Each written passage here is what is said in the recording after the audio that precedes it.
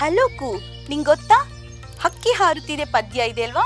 ಈ ಪದ್ಯದಲ್ಲಿ ಯಾವ ಯಾವ ಸ್ಟಾಂಜಾನ ಕಂಠಪಾಠ ಮಾಡ್ಬೇಕು ಅಂತ ಗೊತ್ತಾ? ಇಲ್ಲ ಇಲ್ಲ. ಹಾಗಿದ್ರೆ ಬಾ ನಾವು ಯಾವ ಯಾವ ಸ್ಟಾಂಜಾನ ಕಂಠಪಾಠ ಮಾಡ್ಬೇಕು ಅಂತ ನೋಡ್ಕೊಂಬರೋಣ. ಈ ಎರಡು ಸ್ಟಾಂಜಾಗಳನ್ನ ನಾವು ಕಂಠಪಾಠ ಮಾಡ್ಬೇಕು. ನೀಲಮೇಘ ಮಂಡಲ ಸಮಬಣ್ಣ, ಮುಗಿಲಿಗೆ ರೆಕ್ಕೆಗಳೊಡೆದವು ಅಣ್ಣ. ಚಿಕ್ಕೆಯ ಮಾಲೆಯ ಸೆಕ್ಕಿಸಿಕೊಂಡು ಸೂರ್ಯ ಚಂದ್ರರನು ಮಾಡಿದೆ ಕಣ್ಣ. ಹಕ್ಕಿ ಹಾರುತ್ತಿದೆ ನೋಡಿದಿರಾ, ಯುಗಗಳ ಹಣೆ ಬರಹವ ಒರೆಸಿ ಮನ್ವಂತರಗಳ ಭಾಗ್ಯವ ತೆರೆಸಿ.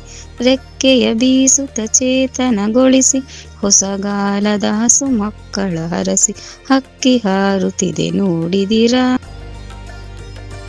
ಹಾಗೇನೆ ಇದನ್ನ ಮೆಮೊರೈಸ್ ಮಾಡಿ ನೆನ್ಪು ಹೇಗಿಟ್ಕೊಳ್ಳೋದು ಅಂತ ಗೊತ್ತಾಕು ನಿನಗೆ? ಅಯ್ಯೋ, ಹೇಗ್ ನೆನ್ಪಿಟ್ಕೊಳ್ಬೇಕು? ನನ್ಗೊಂದ್ಸಲ ಹೇಳ್ಕೊಡ್ತೀಯಾ?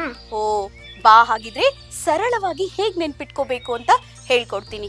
ಫಸ್ಟ್ ಏನ್ ಮಾಡ್ಬೇಕು ಅಂತ, ಈ ರೀತಿಯಾಗಿ ಪ್ರಾಸ ಪದಗಳನ್ನ ಬರ್ಕೋಬೇಕು. ಆಮೇಲೆ ಕೆಳಗಡೆ ಹಕ್ಕಿ ಹಾರುತ್ತಿದೆ ನೋಡಿದೀರಾ ಅಂತ ಫಿಕ್ಸ್ ಲೈನು ಇರ್ಬೇಕು. ಆಮೇಲೆ ನೀನು ಪದಗಳನ್ನ ಈ ರೀತಿಯಾಗಿ ಫಿಲ್ ಮಾಡ್ತಾ ಹೋಗ್ಬೇಕು. ಹಾಗಿದ್ರೆ ಇದು ನಿಂಗೆ ಈಸಿಯಾಗಿ ಅರ್ಥ ಆಯ್ತು ಅಂತ ಅನ್ಕೊಳ್ತೀನಿ.